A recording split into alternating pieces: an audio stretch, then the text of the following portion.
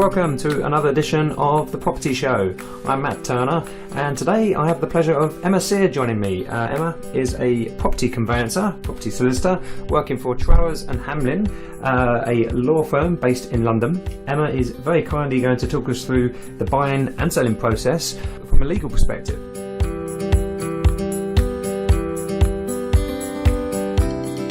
Okay, so obviously each week I've been bringing along an industry professional, but when you're buying or selling, you cannot do this without a solicitor, and I've actually dealt with Emma on a few transactions, one of the best ones out there, so I thought we'd interview Emma today and get her expertise on the legal process. So I suppose we might as well just start with that, you know, the process. We've got a property, we've got it under offer, and we get the solicitor's details, and then what happens, Emma? So I suppose that's what you get the letters from the estate agents, the memorandum of sale. Well, first question you're going to be asked by your lawyer is going to be for the money laundering or anti-money laundering information. So what you need to be prepared for is that there will be some pretty personal questions, and it doesn't mean that your lawyer thinks you're dodgy. It's just that the lawyers are obliged to ask a lot of questions, and that helps them to assess the risk in a particular transaction. So they will need information on how you make your money generally, so what you do. They won't necessarily ask how much you're paid, but they might want to see evidence of regular income. They'll want to know specifically how you're funding the transaction, so how much mortgage you're getting, obviously, but where the balance is coming from. So is that from your savings, or have you sold another asset recently, or are you selling some shares, for example? And if you're doing any of those things, or if it's from your savings, they'll then need to see evidence of all of that. And it's not them being difficult. And nobody likes handing over the bank statements or anything else, but it's something you're going to have to do. And once they've been through those, they might then ask further questions. And it's obviously really frustrating right at the start of a transaction when you just want to be up and running to be asked all of these things. So jump straight in with the personal stuff. Exactly. So the more you can gather that kind of stuff together, it's the same kind of information that your mortgage broker is going to need anyway. So the more you can gather all of that when you're thinking of buying a property, the easier it will be. That's actually a very good tip, actually, because I mean, estate agents obviously should be asking these questions as well. Now, I know a lot do, some do not. So I suppose if you're thinking of buying out there, you're like Emma said, it's a great idea to get your own little pack together, ready, because obviously you're going to have to cut and paste and send that out to everybody. I mean, what's some of the information you said bank statements, and I suppose what proof of address? Proof of address. You'll need photographic ID. So your proof of address should be the address that you live at, and it should be less than 3 months old. So it could be a bank statement or a utility bill, ideally. And you'll need to either give the originals to your lawyer, or arrange for certified copies to be brought into them. So the post office does do a certified service, which is fantastic, and that makes it a lot easier for a lot of clients. If you don't want to or can't get into your solicitor early on, you can just pop into the local post office. There's a small fee. They'll certify the documents for you, and then you can send them off to your solicitor. Bank statements. Your solicitor is typically going to need about 3, but if they're savings account statements over a long period of time that you've been building up your savings, then you'll need to go back a little bit and provide them over the years just to show the pattern of your savings. The more you can gather beforehand, the better. And hopefully in the future, there will be some kind of way of streamlining this process, and I think that's what the government's looking at the moment. To speed things up, So if rather than the estate agent and the mortgage broker and the solicitor all doing the KYC, eventually, KYC, know your client, eventually, hopefully, it will all be centralised, subject to data protection, obviously, but that would make it much easier for everyone. No, for sure. But we'll see how that happens. Obviously, it's not just buyers that you're doing this, you're acting for the seller as well. If you're acting for the seller, don't be surprised if your solicitor, if you're selling, asks how you funded your property when you originally purchased it. Oh, right. Because if they didn't act, they won't necessarily have had that information. And in the past, the checks maybe weren't as stringent as they should have been. So you can, on occasion, I've recently had to ask a client how he funded a property in 1988. Okay. Can he remember? He did manage to remember, but documentation wasn't so easy. But it's really, so really plan ahead with all of that, and don't be surprised by the kind of questions you get. It's not that the solicitor is being nosy. And then obviously you just keep these on file, and I suppose what if the government make checks every now and then? Is that the case? Yeah, if they ask, the then you've got Solicitors them, Regulation basically. Authority might make checks because obviously they want to make sure all solicitors are carrying out these due diligence processes properly, so they can check. Financial authorities can come and check if there's any. Not necessarily if there is any suspicion, but obviously if there is a suspicion involving your transaction, whether that is someone else involved in the process, then you could be caught up in it. And the more that information is there, the better for you and the better for everybody else involved. For sure. So I suppose as well, so if you're thinking of selling, don't just do that once you get the offer on your house. You might as well do that in advance, so you're ready to press the button, essentially. Exactly, I suppose that kind of leads us... Yes, okay. I was going to say, from the seller's point of view, there are other things you can do as well, which is probably where you're going. Yes, that's what I was about to say. We're reading each other's minds. It's just uncanny. Yeah, so kind of leads me to the seller's pack. I suppose the question is, what's in the pack, or what should one get together? The seller's pack includes the contract, which your solicitor will prepare. It includes title documentation, and your solicitor will get a lot of that from the Land Registry's website, so they can download the register entries and a title plan. They can also download the lease and any documents that are referred to. But obviously there's a small cost for each of those downloaded documents. So if you have your original lease, or if you have any copies of the documents from the time you bought the property, get all those over to your solicitor, because that will save you a little bit of money in having those downloaded. The solicitor can get those almost instantly, because we're all online at the Land Registry, so there won't be any delay if they need to do that. But the sooner you let them know that you don't have them, the better. And are all title deeds online now? Because most. Because it used to be the case you had like this deed, and if you had bought it cash, you have like a book yourself kind of thing. You keep it in the same place. So if you haven't sold your property for a while, you may still have either a charges. I think it's yellow if there's a charge, or it might be blue if there's a charge, and yellow if there isn't a mortgage on it. But you'll have a physical document bound in a sort of wrapper. That is very unusual these days, because most properties have been sold since we went online. I heard a story that Sear was going through, and a solicitor actually lost the original title deeds, like the actual paperwork, and it hadn't been put online, so they obviously pulled it out, but they lost the sale, and it sounds quite... The person answering it said it was quite a common occurrence, which is probably less so now. It would have been quite a common occurrence before. Wow. Now that we've got the Land Registry, the vast majority of land, certainly in London, is registered. So whereas when I started practicing many years ago, I dealt with quite a lot of unregistered land, even in London. I would have probably 1, 2, 3 on the go at any one time. Now I get maybe one a year if I'm lucky.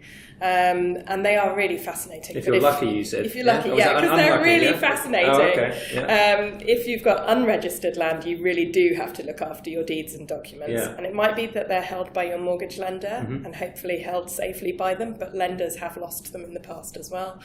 Or it might be that you personally have got them, or that your solicitor has got them in storage. So if you haven't done anything with your property for a while, and you're thinking, oh, where are my deeds? It's worth checking back with the solicitor that acted for you, because they should be able to tell you where they are, whether they've sent them to you or sent them to a lender or put them in their own storage. Never a dull day. But yes, you probably do still get circumstances where deeds have been lost, and then it's a case of really investigating and digging back into the history of the property and trying to get copies of those from the other parties involved, if they've still got them, and trying to work out how it all fitted together. Well, they didn't have a fire as well,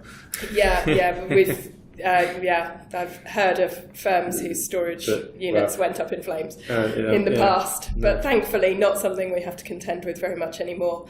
If your property's registered, everything will be stored online at the Land Registry, and you don't actually need the physical documents anymore. Good. So they can be, that's a title deeds and part of the pack. And then the other thing you get in the pack, so you've got the title documents, and you've got the contract, and the other things that you have in there are sellers' questionnaires. So this is something that the seller can be proactive with as soon as they put a property on the market, if they know which solicitor they're going to use, get in touch with them and ask them for the questionnaires. So if you're selling a freehold, you'll have a fittings and contents form and a property information form. And if you're selling a leasehold, you'll add the leasehold information form to those other forms. So you'll have 3 in total. They're quite lengthy, the forms, certainly the property information form is. But the reason we have these is that they're designed to give the buyer a lot of basic information and reduce the amount of inquiries that the buyer's solicitor will then need to raise. And obviously that speeds up the process. So it is well worth filling in those forms with as much detail as you can. Sellers have to be really careful to make sure the information they put is accurate, and putting incorrect information in could lead to you being accused of misrepresentation. So it's really important that you get those forms right. But most solicitors would be happy to discuss them on the phone. Yeah, I suppose one of those questions would be if you had trouble with your neighbours, which a lot of people want to say, no, but I suppose it is a yes, and the people move in and have had they have the same experience. That can come back to bite you. Maybe? It can absolutely come back to bite you, because if you have had a dispute with your neighbours, in all likelihood, the buyer will find that out from the neighbours once they've moved in. And if you haven't told them, and it subsequently means that the buyer suffers a loss or can't enjoy their property in the way they should be able to, then that is going to potentially lead to a claim against you. So definitely something to watch out for. Be answering these as obviously as honest as possible, I suppose. Yeah, absolutely. I suppose one of those forms, the fiction fittings you mentioned, it's quite often sometimes now agents will list what's left in the kitchen. On their details, and then that differs from what the owner then puts. The fridge freezer is quite a common one if it's freestanding. I had a transaction recently, and they're driving up from the southwest. They're going to pick up the fridge freezer. I'm like, really? You could buy a new one for I don't know, £400, and this was over £1 million property, and surely transporting it 300 miles is going to cost more. And on the fiction fittings it was included, so luckily they left it there. But I mean, we've had lots of cases where a transaction has taken quite a long time, for example, and a seller has filled in their fittings and fixtures form, and has then forgotten what they put on, or not reread it, or has changed their minds perhaps and not mentioned it to anybody. So I had one transaction where a seller removed the fire, so there was some kind of fancy fire in there. And she removed it and just left the wires hanging out of it. And so her buyer was not happy. And the options were to pay for a brand new fire of the same type, or just to replace it, and obviously it was cheaper just to replace it, but she was quite upset. She didn't seem to understand why that would be a problem for her. It obviously is a very emotional purchase, isn't it? It is. Buying your own home, and you've said the fireplace is quite a obviously it's sometimes a very lovely part of a property, isn't it? So I suppose it wasn't the fridge freezer. It was a bigger case. Well, you do also see with contents, you see probably the most interesting stories. So if we had a transaction where the buyer and the seller got into a bit of a dispute during the transaction, the seller in that case decided to remove the wallpaper as well as all the fittings on the toilet, so you couldn't actually flush the toilet, and the taps. Everything was removed. The wallpaper was fancy, but even so, I'm not sure you could have used it again. So, and we've had cases where people have turned off items such as the fridge with things in them. Smelly. Let's hope they didn't have a delayed completion on that. It still wasn't fast enough to, technically to not have a problem. Living in there, it smelled like it. No, okay. Thankfully, there's a few and far between. It's definitely a common thing. Deals fall through because the people fall out over silly little things. I think people got to have a bit of perspective half the time. You've got to remember what you're paying for the property, and if it's the toaster in there that's £30, then think about it that way. Absolutely. I remember when I was an estate agent, I think we actually just paid for new fridge freezers and fridges for people to save the dispute. Okay, so they've got those forms in there then. And then the final thing would be if you were a leasehold property, you'd include something called a managing agent's pack or there's a specific form that your solicitor will send on to the managing agent, and that's all been streamlined recently. So there's a form LPE1, and that goes off to the managing agent. They fill it in, they provide standard information, so the latest service charge budget, the service charge accounts for the last 3 years, details of any major works that are going to be coming up, whether there's any arrears, and then the post-completion requirements of the landlord, so how much you might have to pay to serve notice of charge or notice of transfer, for example, and whether you need a license to assign, which is a consent from the landlord to sell the property. So all of that information is included in the management pack, and again, that's essential for the buyer to complete their due diligence. Yeah, that's right. Is that mainly is it more complicated when there's sort of more of a bigger block, a larger mansion block when there's 200 flats? It tends to be more. It can be. If you've got a bigger block, you're probably going to have one of the bigger management companies, and they should, in theory, be quite streamlined. Mm-hmm. They're not always, but they should be.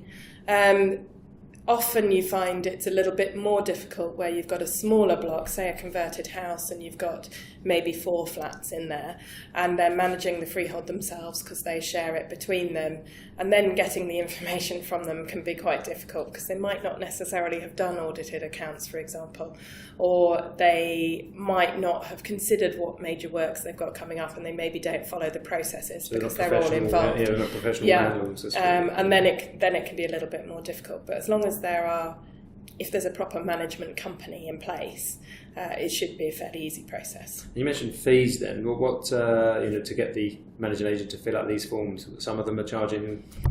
Some of them are charging quite a lot of money. Yeah. It wouldn't be surprising to be charged in the region of £450, £500. To answer a few questions. Yeah, on a standard form as well. There are quite a lot of questions, but it is a standard form. But then there are others who are charging considerably less. So it really depends on the managing agent. And yes, possibly to an extent, the size of the block. Because if it's a bigger block, there will be more complicated arrangements for maintenance. And you might have service charges split into different elements between the estate and the building and the common parts, for example. Yeah, and how long do those packs last? And so let's say I've got a sale going through, we get the pack, it's £450. After 3 months, I lose my buyer, and then I've got to do the pack again. Have I got to get a new one? Potentially. It depends on the managing agent. Certainly, if it was 6 months old, your buyer's solicitor will almost certainly ask for a new pack, or for it to be updated. So if you'd gone into a new service charge year or there'd been a new budget, they might just say, can you get those updated? Or if the insurance had expired, sometimes they will ask for a whole new pack. So it really depends on. Adds to the frustration of the process. It does, absolutely. It's funny because when we're talking, and I know the process, well, not as well as you, but it all sounds quite obvious and simple, doesn't it? But there's always something that goes wrong along the way, and I guess it's how you handle it to get around that obstacle. Yeah. So the 3-year service charge account, so they're major works is probably quite a big thing for people. It's a common question. Let's say I'm selling my house again or flat, let's say, and there's a major works section 20. Is that what they? Yeah, and it's £5,000 in 3 years' time. I'm selling. I say, well, you're going to benefit from it. I'm not paying it, and then the buyer obviously doesn't want to pay it either. I mean, that's quite a common. Yeah, that's a common point of negotiation between the parties. So it's obviously really important for the buyer to know whether there are major works coming up. The landlord is asked whether there is anything major coming up in the next 2 years. And obviously, if something's being planned for maybe a year's time, they might not have got figures yet for it. So they might not know how much that's going to cost. They probably haven't chosen who the contractor will be. There's a whole consultation process that has to be gone through, so they have to let their leaseholders know that they're planning works, what exactly they're planning, and then they serve a series of notices on the leaseholders telling them who they're thinking of using, roughly what the costs are going to be, how long the works are going to take, all of that kind of information. And the leaseholders have the right to object or make comments throughout that process. So it's quite a long time. So from a buyer's perspective, you might be warned that there are works coming up, but really have no idea how much those are going to cost. If works have already been invoiced, as a general rule, the seller will pay for them, even if the works are going to be done after the sale has completed. If they haven't been invoiced, as a general rule, it falls to the buyer. Yeah. But obviously there is room for negotiation with any of these things. So the buyer could say, well, I'll buy it, but I want however much off the price. Yeah. Because these are coming up and I hadn't anticipated that when I made my offer, if that's the case. Yeah, they normally don't know. Yeah, I mean, so if a seller has any inkling that there might be yeah. things coming up, it might be worth saying it Yeah. to your estate agent Save a bit of early time. doors. Yeah, I suppose it's a later negotiation, like you said, but I suppose the other way round, you could have a retention, I suppose, because they don't actually know how much new windows are going to cost. It might be 5 or 6, so you end up holding money back for that period of time. So a retention would work by the normally the seller's solicitor agreeing to retain a sum of money from the proceeds of sale. And agreeing to hold it for a certain period of time or until the invoice had been issued, and then the invoice would be paid from those retained monies. The difficulty with that is some solicitors don't like doing it because it's extra work once they can't close their file. And if that's going to be 2 years down the line, that's a long time to have a file open. I always like pushing for a large retention, and in the end they probably just negotiate a small reduction. Often my cunning trick. Often a reduction is better for all Yeah. parties. As long as the buyer understands that if they've had a reduction, it's up to them to put that reduced money away somewhere. Yeah. There are reasons why you might not agree a reduction. If a buyer has already got their mortgage offer, a reduction will necessitate getting a new mortgage offer issued, and that could delay the process. In which case, an allowance, which has the same effect but means that you pay the full price to the seller but then get a bit back, which you then put in an account for the works, is perhaps a better way of considering it. So if you're in that position, speak to your solicitor about what the best way forward will be. Okay, so is that the whole pack? We've got everything ready there to so send that's out? Your whole pack ready to go. Okay. And that goes off to the buyer's solicitor. Before that, the two solicitors will have communicated and made sure that they have the same instructions. So they will have said, we're instructed on these terms at this price, and our client wants to complete by X date, and are you similarly instructed? Just to make sure that everybody's on the same page right from the get-go. Yeah, no, that's very important. I always find setting obviously the guideline of time can change. There's all different anomalies that can happen, but it's good to have a ballpark that you're aiming at, definitely. So one to just keep expectations there together. So obviously you mentioned mortgages. I mean, that you actually, so when you're selling, I'm selling my house again, you're acting for me, or buying it, let's put it that way, but you're acting for the mortgage company as well. Yeah, if you're, in both cases, I'll probably be acting for the mortgage company as well. So if you're selling and you've got a mortgage, I will act for the lender in terms of redeeming that mortgage on completion. But where it's more common is if you're buying. Often the solicitor can be instructed to act for both the borrower and the bank.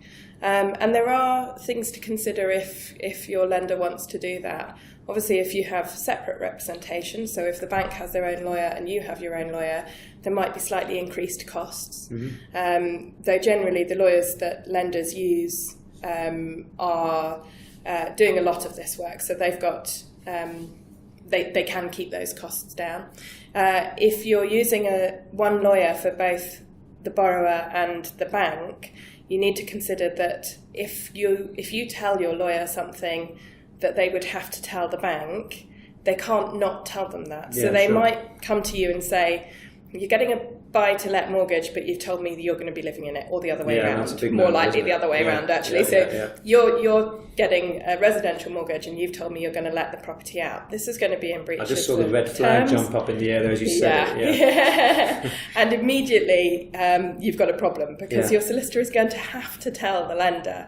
And your choice then is to either move solicitors, which is obviously going to delay your transaction, or to allow your solicitor to do that. If you don't allow your solicitor to tell them that information, you will have to move firms, because that creates a conflict of interests between the two. And it doesn't matter that you are the individual, they're also acting for the bank. So it's something to consider carefully. Just again, it's all about being honest. Yes, brilliant. Right, we'll just take a short break and we'll come back to it in a moment.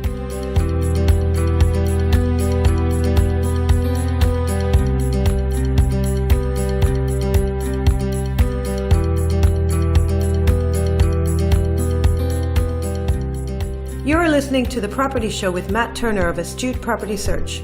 If you have any property-related questions that you would like to ask Matt, you can email him at matt, with 2 T's, at astutepropertysearch.co.uk.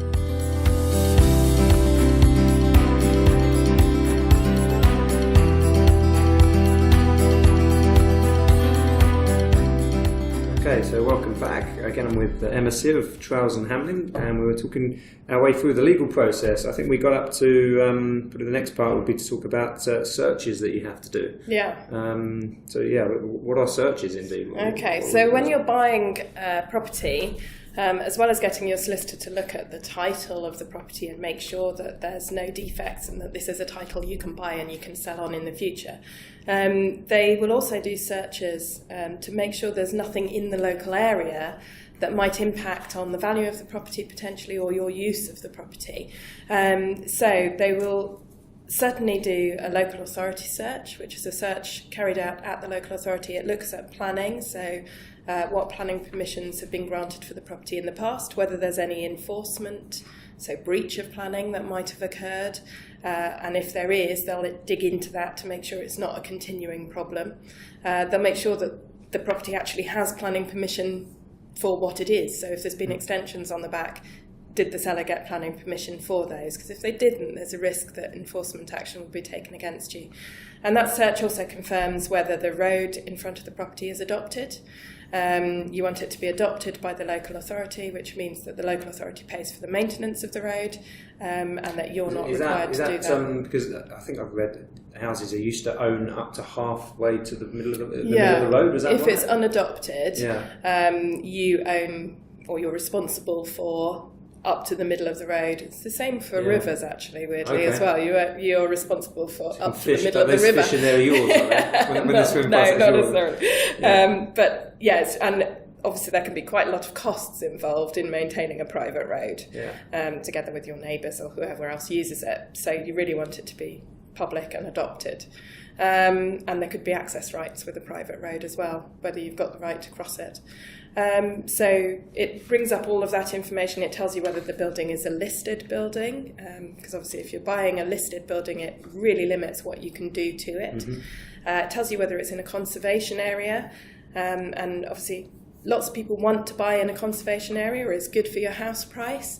But again, it limits what you can do. So if you wanted to demolish the side return, for example, and build something else, you would need a conservation area consent, and the planning restrictions are much tighter, and that's to preserve the area. That could include even things like windows, I think, right? Yeah, things that change the external appearance of the property can be affected by that. And the other thing to note in a conservation area is that trees in a conservation area, and they don't have to be big trees, are all protected in the same way that trees subject to a tree preservation order are protected. So it basically means that in your garden, if you have a tree, and as I say, it doesn't have to be very big, you can't prune it or lop it or chop it down or anything else without getting the consent of the local authority. And most people don't realise that. You can pick the apples off, though. You can pick your apples, yes. But it's a criminal offence to do works to a tree in a conservation area without consent. So that search is really important. Yeah. And obviously we would then report to our client.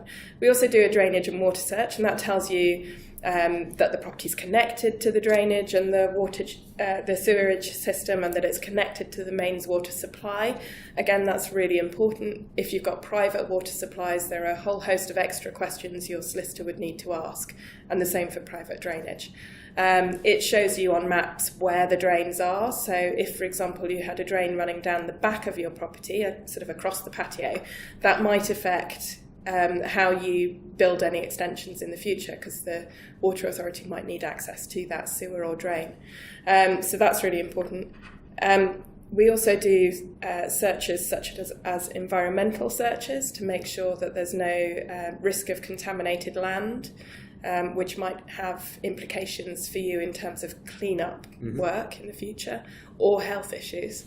And those environmental searches also tell you about infrastructure, so whether you're going to be near something like the Crossrail projects or the High Speed 2 projects, or infrastructure such as telephone masts. Is that just from a perspective of, obviously they're going to be digging tunnels near your house and... Potentially, and railway lines generally have a risk of contamination. Okay. Hopefully the tube isn't going to be carrying coal or anything else through it, but a lot of railway lines do, and there could be fumes coming off the trains, etc., etc. So those are issues. The telephone masts and radio masts are a problem for some people because they're worried about cancer, potentially. Sure. Yeah. I'm not sure there's any evidence of a real link, but it means that people can then make their own choice. They can look at that information, they can maybe do a bit more research of their own. We have had clients that have refused to buy because there's a telephone mast on the top of the building. Yeah, it's kind of off-putting, doesn't it, when you see it? It's not from a visual point of view, but you kind of think, what kind of waves are coming out of that? We'll probably find out in about 40 years, unfortunately. Yeah, and it's something that's very hard to avoid in London, in a big city like this. We've all got they are everywhere. As well, haven't we? Yeah. So I suppose these searches, I mean, the mortgage, if you're buying with a mortgage, they probably stipulate, things like flooding. Would they, is it in a flood area risk? If your environmental search shows that there's a flood risk in the area, then your solicitor would probably do a flood search as well, which will go into a bit more depth. So that would look at different types of flooding. So there's groundwater flooding, which is where you've got water bubbling up from underground. Surface water flooding is where you get a heavy deluge and there's nowhere for it to go. And those are big risks, again, in a heavily built up city where we don't have a lot of ground for water to seep through. So the drains can get just deluged. And then we hear, in the summer there's a flash storm and the tubes flood as a result, for example, and that's... I suppose from a buying point of view, you've got to think about, house insurance. Obviously if you're buying we'll talk about it in a moment, but if you're a freehold house, it's going to be your responsibility to insure it. I mean, obviously, if it's within a block, the insurance is normally taken out by the block. But I mean, that if it's a high flood risk, obviously you're going to be paying a little bit more. Exactly. So these searches will flag those things for you at an early stage. And the other thing the environmental search flags, thinking of insurance, is subsidence risks. London is built generally on something called London clay, which shrinks and swells with the seasons. Nearly every property in London will come up with a subsidence risk. And depending on how high that is, you'd want to think about checking your insurance policy if you're on a block, checking what the excess will be for subsidence. And if you're buying a freehold house, just checking at an early stage whether that's going to have an impact on the cost of the insurance. I suppose that's quite good. You've got that information there. Most people, especially if they're buying a house, they're going to have a survey. So then you can ask the surveyor, if you've got that search, to look out specifically for X. It's so you're really just gathering a lot of good information, aren't you, to I suppose the buyer to make the decision, but you're advising them if it's a good thing or not, I suppose. If something flags up in those searches, your solicitor will be speaking to you at an early stage and saying, are you aware of this risk? Is this something you're prepared to does it happen often? Because obviously properties in London, especially London, are being sold all the time. Are there some cases where you're thinking, well, let's leave that one there because of the search? There's... we had a search that came through, I think, last year in South London. It was an area where there had been bomb attacks during the war, which is obviously also very common in East London. And it had resulted in damage to the property directly next door. And we had seen that the property looked a bit odd from the plans, but we couldn't really work out what had happened. But it showed up in the search because there was a very old... notice on the search plans saying that there had been some kind of restitution from one of the war funds in relation to the adjacent property. And that led us to asking a lot more questions of the surveyor because it meant that the house had a flank wall that it wasn't designed to have. Okay. And that in turn had led to a damp problem. And it resulted in the client pulling out of the transaction in the end. Yeah.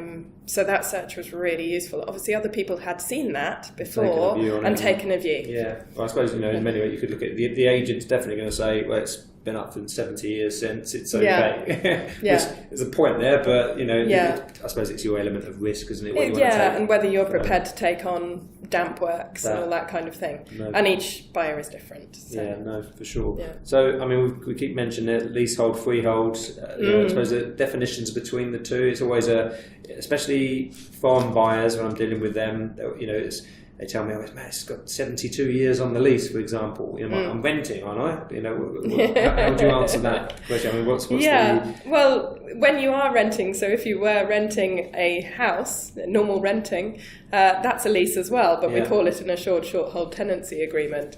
But a tenancy agreement is a form of lease as well. So freehold is when you own the building and the land upon which it sits. So you own everything that you can see.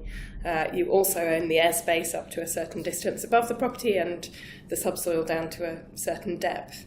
So that's all of yours if you're a freeholder. If you're a leaseholder, so you're buying a flat, or in some cases, particularly in the north of England, a leasehold house, you're buying the right to live in that property, to occupy that property for a certain period of time. And so that right to live in there doesn't mean that you own the building. The building and the land that it sits upon will remain with the freeholder, who will be your landlord. So it's a difficult idea for people who aren't, well, even for people in the UK, it's a difficult idea to get their heads around if they're not involved in property. And certainly for people coming from abroad, it's a totally alien concept.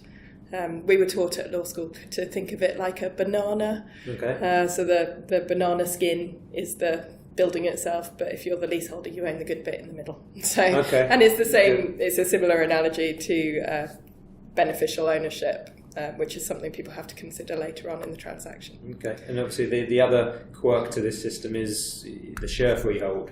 So how does that work? So you've got four if you've flats, got lots of people come to me and say, "Oh, I'm buying a freehold flat," and what they mean is they're buying a share of freehold. Ultimately, you will still have a lease, and you would want to have the lease because the lease is what helps you and the other people living in the building to know how you're all going to live there, how you're going to manage the building and maintain it, and what rights each of you have and what you can and can't do. What you then have, in addition to your leasehold interest, is a share of the freehold interest. So if the freehold is held by a company, then you will have a share in that company.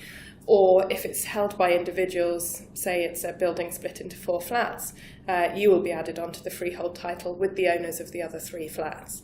And that gives you a say in the daily management of the building, how much you insure for, what major works you carry out, all of those things. So it gives you a lot more control. It's very popular with buyers. It will potentially increase the value of your property. And it's just very attractive. There are pitfalls with it because someone's got to manage it. Mm-hmm. And you often find that you'll have maybe 2 or 3 people in a great big building that actively take on the management. But if they move on, is there anyone else with the appetite to do it? So that's something to consider if you're looking at a share of freehold, is how is it in reality done? Who takes responsibility for the day-to-day, whether that's instructing the management company that you employ or whether it's actually physically doing the annual return each year and organising the insurance and organising the maintenance. And if you're in a building with lots of people who aren't owner-occupiers, so people who let out their properties, you might find yourself, if you were living in it, as one of the few that really has any interest in doing that, which would mean a big responsibility. So there are lots of things to consider. But generally it's attractive.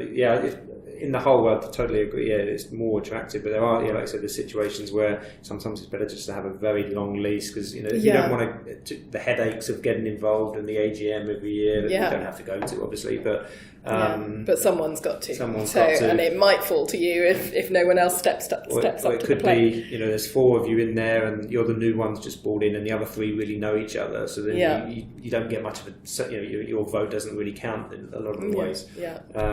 So it's leasehold, freehold. I suppose there's common hold. There is common hold, but I don't think anyone's really seen any of it. Okay. So yes, that was proposed as an alternative, and people were being encouraged to set up common hold companies. I think it's something like 2 were set up. Oh, okay. So I may be wrong on those figures, but it's not something I've ever actually seen in practice. I've noticed sometimes when someone's bought a share of the freehold, the building's been divided between the leaseholders. Let's say each got a share. Why are there sometimes 2 leases attached? Would that be right in saying you've got the old lease and then you've got the new 999? Why do they don't just have that one lease? It depends how it's been done. So sometimes, normally, if you extend your lease, you would get a brand new lease and your old lease would be surrendered into that one. Sometimes people choose not to do that for whatever reason. Sometimes you get it because not everyone in the building participates. So you might have a case where the leaseholders have got together, a proportion of the leaseholders, and decided to buy the freehold. And they need to raise money in relation to those flats which have an owner who doesn't want to participate.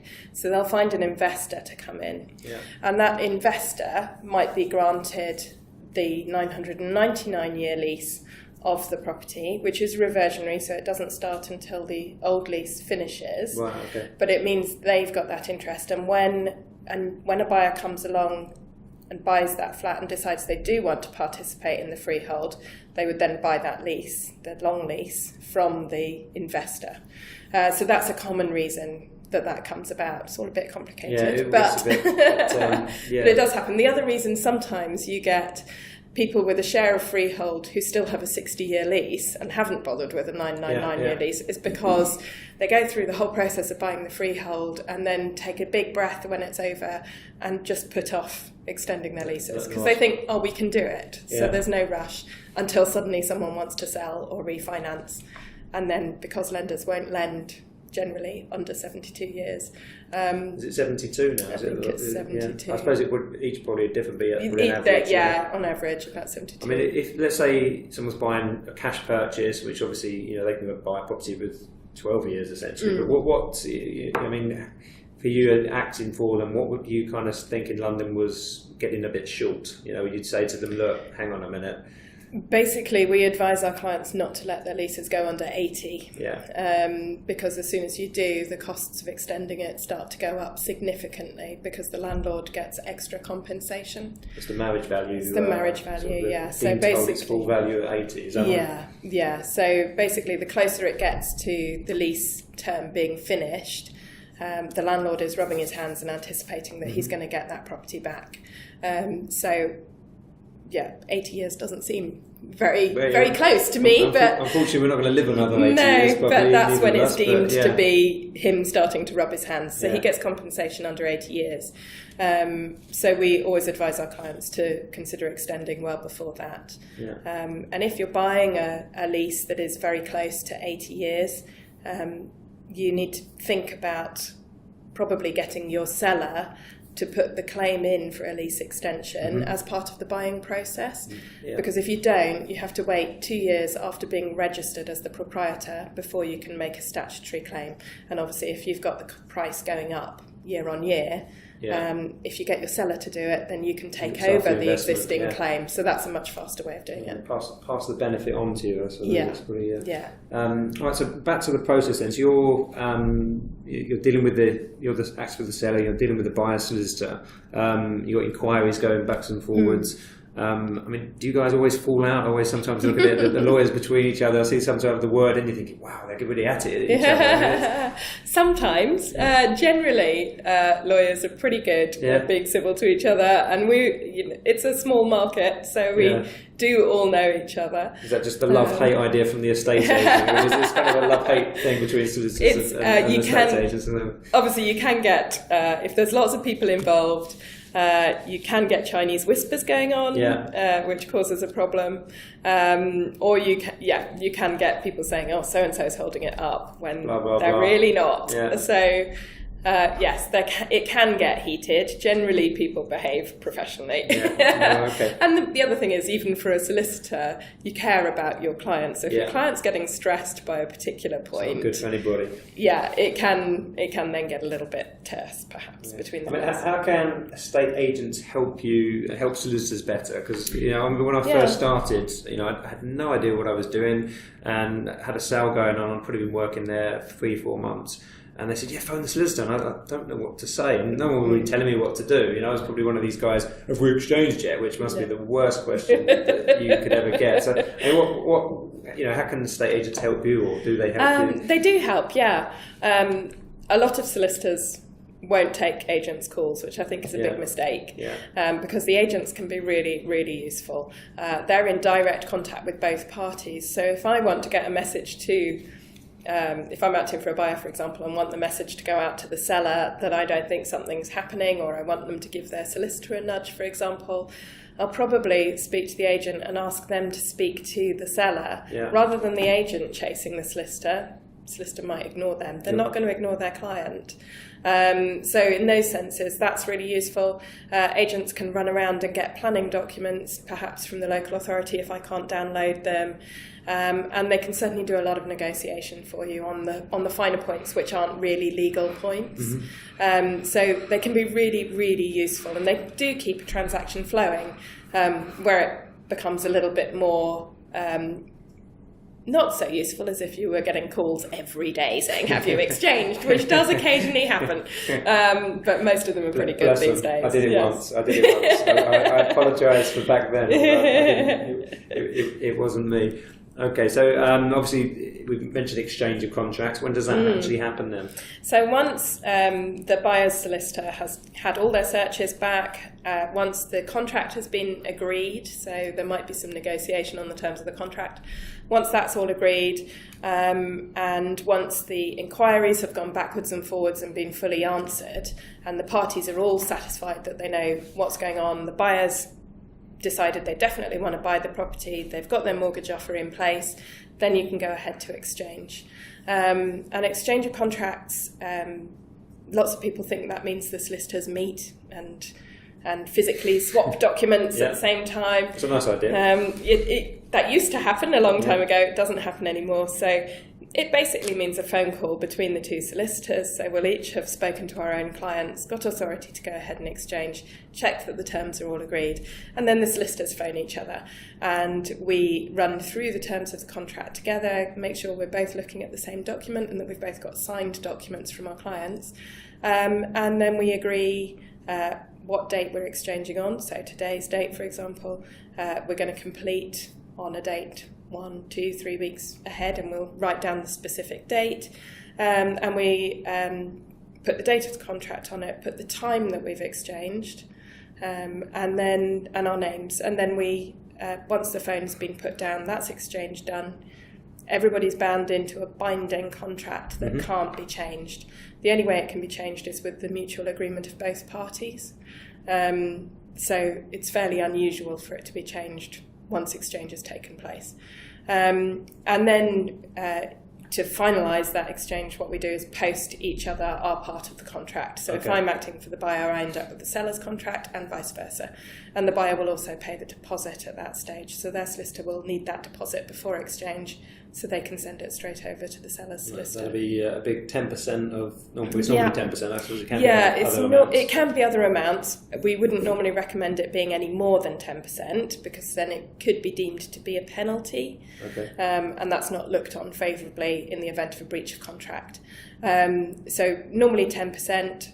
used to be that you could agree much lower amounts when mortgages used to be much higher, but that's very unusual these days. So as a rule, 10% of the purchase price.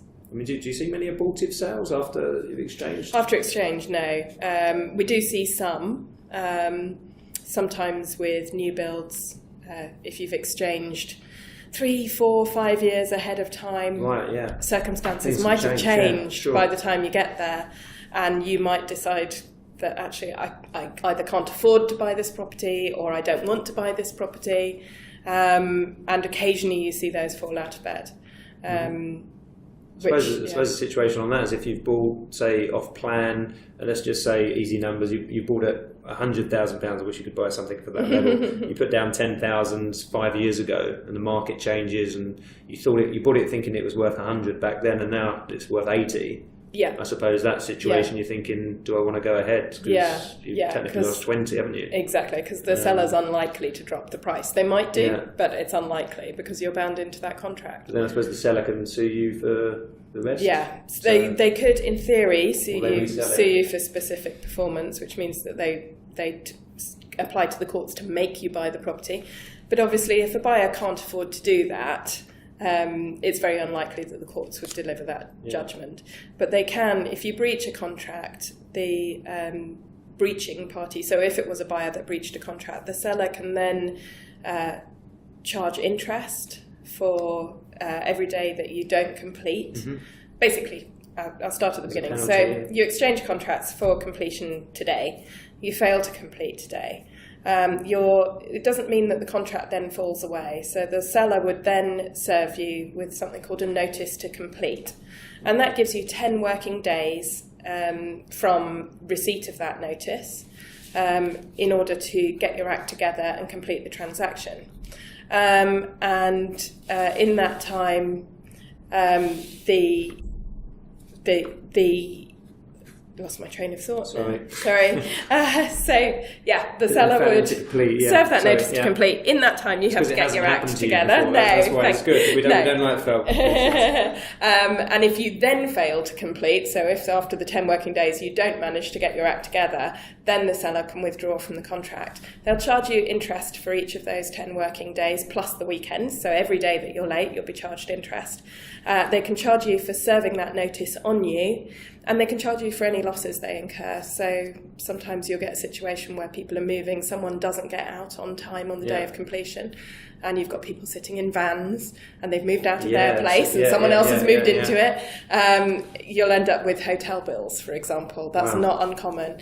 And storage costs and rearranged removals costs, which is why we advise people not to complete on a Friday. Yeah, you complete, or that you've completed and the guy's still packing, I suppose, in your house. That happens.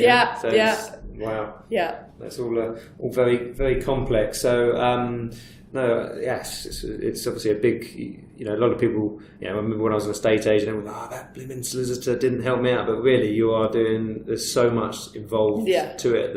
And you obviously so many checks. In the documents. It's a really complex process. I mean, the amount of paper, I've seen that, the size of the paperwork that you're reading is incredible. It's probably... I don't think conveyancing solicitors will ever go paperless because there's so much to read and review. Not good. So let's talk a little bit about Trowers and Hamlin. I mean, you're obviously the London branch, but you've got branches... We've got branches in London, Exeter, Manchester and Birmingham. So we're a national firm. We're a top 50 UK law firm. But we also have branches in the Middle East. We've got 4 offices out there and 1 in Malaysia. Okay. So it gives us a really good spread. We can do work across the length of the UK, but also out. So I suppose anyone who's, if they're, let's say, someone from the Middle East and they bought a place in London, I suppose they can go and sign their documents in your office. Absolutely. Quite handy. It's very handy, and we act for a lot of the Middle Eastern banks. It's very handy that our clients can drop off their security documents there rather than having to rely on couriers backwards and forwards to here. So it makes a big difference. Yeah. So you are based in London. How are you seeing the London market from a... transactions, still doing a lot of transactions at the moment? We are. Compared to other years? Or we're very, very busy. I think probably slightly more than usual. So very busy. And there any hotspots we should know? Is everyone buying in the same place? We should be around there doing it. My clients concentrate on prime central London, but that's because my clients a lot of my clients are coming from the Middle East. Okay. But my UK clients are perhaps a little bit jittery about Brexit at the moment. Yeah. So there's, different clients have different perception of the market in the UK.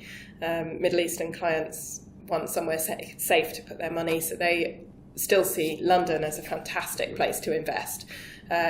Domestic clients, when you're thinking about your house or investments here in the UK as a domestic investor, people are a little bit more concerned about Brexit and the impact that's going to have. Yeah, seeing where it goes. Yeah, I suppose obviously anyone from the Middle East, if you're dollar based at the moment, with the pound obviously a lot weaker than the dollar, it's quite a favourable place to be investing. Yeah, absolutely. And in terms of taxes and things like that, our property taxes are still very reasonable when you compare them to other places in Europe, for example, or other countries around the world. Yeah, and obviously international guys, they're paying the same stamp duties and what have you. Yeah, as we are. Yeah, so people aren't being penalised for being a foreign investor. Yeah, which I know I spoke to one British lady the other week, and that annoyed her. But I suppose we can go and buy overseas in some countries. It's just the way the system is, isn't it? I suppose it's a fair system. I suppose it's the same for everybody. The thing is that the foreign investors.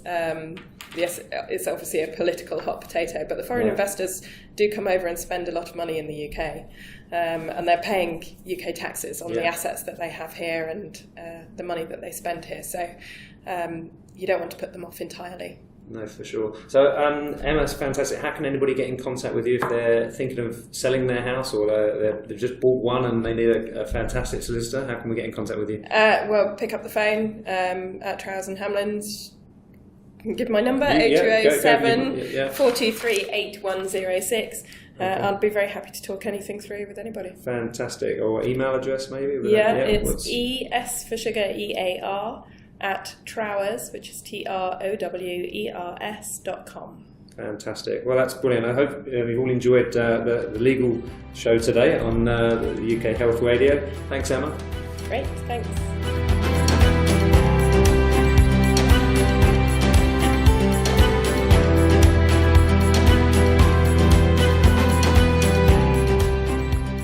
Next week, I'll be talking to Peter Petru of Nicholas Peters & Co.